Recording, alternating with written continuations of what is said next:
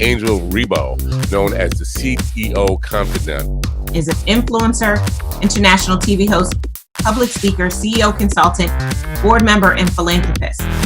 I was always doing the same thing. So I was always helping my employers to develop their businesses. I think that business leaders now need to be conscious like never before. They need to hear different messages. Angel has empowered more than 1,500 CEOs in 33 different countries and speaks 5 languages.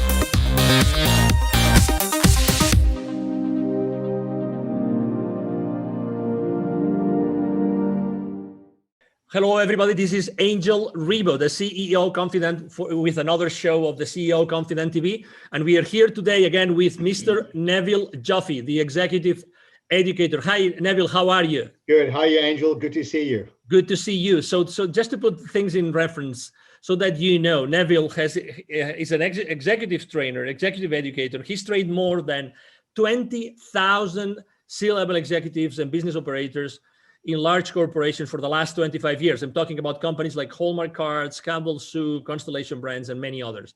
So, you know, we're going to have the conversation around, our conversation around chapter number 9 of your latest book, which is called, you know, The Baker's Dozen Rules of Highly Successful Business Operators.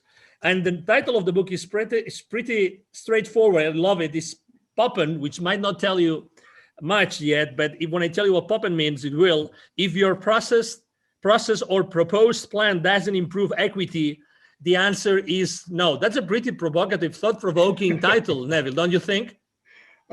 Yes. So it's just some background to this. During all my teachings for the last lot of years, I've often had CFOs or financial people sitting in my business literacy workshops, not about them learning this material, but rather how to communicate this with their own employees. And I used to hand out a certificate, I still do actually, hand out a certificate of Poppen to say if your process or proposed plan does not improve equity, the answer is no.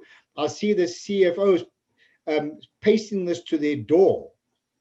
Right. So if somebody were to walk in and ask for more budget or ask for another resource, they point to the certificate on or this document on their door and say, if you cannot explain to me how what you're requesting improves equity or EBITDA, depends how you use the E, go back to the drawing board and come back to me with a business plan or a reasonable explanation.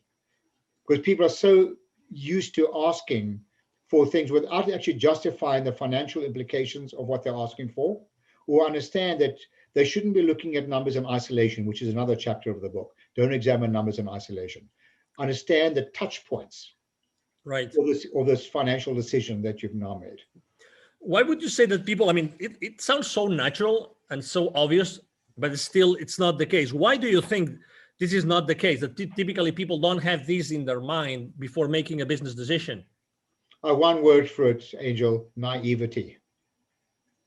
Naivety. People are naive. People are financially naive. And I know the listeners have heard this expression before, but people don't know what they don't know.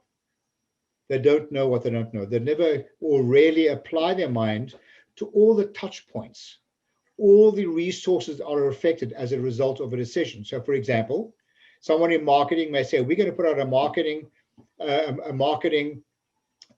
initiative. It's going to cost us $100,000. And we're going to increase revenue. Okay. So it happens to work. We increase revenue. Maybe it's a wonderful marketing campaign, but how many of the people in the organization, we're putting the CFO aside here, how many people in the organization actually have thought about what other resources are affected when revenues increase? Have they thought about how much volume you're going to sell when you step up a cost? Have they thought about the amount of cash flow that is required? Have they thought about the impact to profitability, which is affected with equity?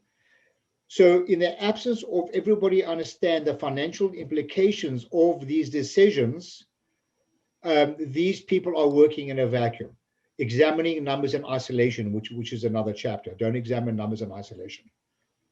It was pretty shocking to listen to you when you said naivety, right? Because obviously there's so much money spent in education in corporate, right? So naivety. So have you actually tested or tried or asked, what would you say is the rate of financial illiteracy in corporations today? Oh my word, Angel, we've polled people over the last almost 25 years using various methodologies. And according to our testing, I'm talking about non-financial people now, operators, whether it be executives, I'm including senior executives in companies, right down to grassroots. The average level of financial literacy is less than 40% at a basic level. Expressing this another way, the majority of people are 60% financially illiterate. Wow. I mean, you know how scary that is?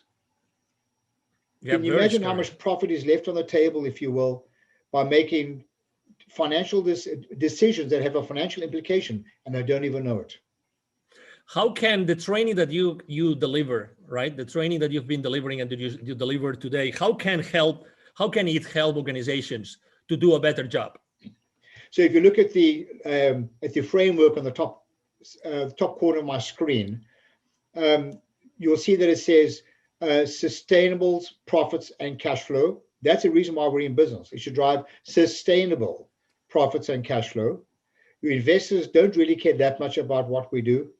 They really care about profits and cash flow in the end. But to do that, nobody can do it alone. So the objective of our education programs is to help. Well, first, let me go back one step. You'll see on the top it says accountability. It's not reasonable to hold people accountable if they're not engaged in the decision-making process and if they're not educated. Right. It's just not reasonable.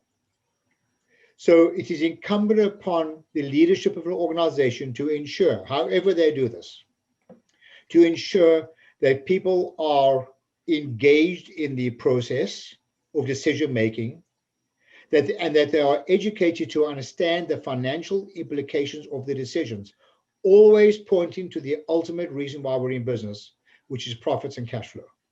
In the absence of which they are operating in a vacuum, and it is so dangerous. So according to your experience, what do you think makes the way that you've been training, you've been educating, business operators in the last 25 years, what makes it different? I think it's fair to say that there are many non-financial people that would rather have root canal without anesthesia than have to sit down and go through and learn about finance, accounting, anything related to the word finance. Herein lies the issue. It's because of that companies are not losing money, but losing the opportunity to have made so much more money by people being aware. This is not about turning people into accountants. It's not about debits and credits. It's got nothing to do with any of that. It's got to do with understanding the story behind the numbers on a set of financial statements, because that is all your shareholders care about. That is the scorecard that will tell them success or failure of a business. Therefore, everyone needs to understand what the scorecard, the statements will look like as a result of their decision. And everything should point to it, in the absence of which they're making naive decisions, to the point I made earlier on. Wow. If people would like to know more about this, Neville, what's the best way to connect with you? Oh, I love a good debate. Just contact me, Neville, Neville, at bizwisdom, bizwisdom.com. I'd be delighted to share more information with you and to tell you how you can go about getting your people literate and making fiscally responsible decisions. Wonderful. Thank you. Thank you very much for being with us today and for sharing so much, Neville. You're most welcome, Angel. Pleasure as usual. Absolutely. And everybody listening and watching us today, thank you very much for being with us today. It's been a pleasure to have you here. I'm sure that you have enjoyed this conversation with Neville Joffe as much as we have, and we hope to see you soon in our next show. Thank you very much. Have a great day. Bye-bye. Thanks. Bye for now. Thank you so much for watching our show today. The entire team of the CEO Confidant appreciates your time and attention. If you think that you are a good fit for the CEO Confidant TV, please connect with us on LinkedIn. We hope that you enjoyed today's show as much as we did. See you soon. Angel Ribo, the CEO Confidant. Email address angel@angelribo.com. Don't forget to follow me on LinkedIn. Thank you.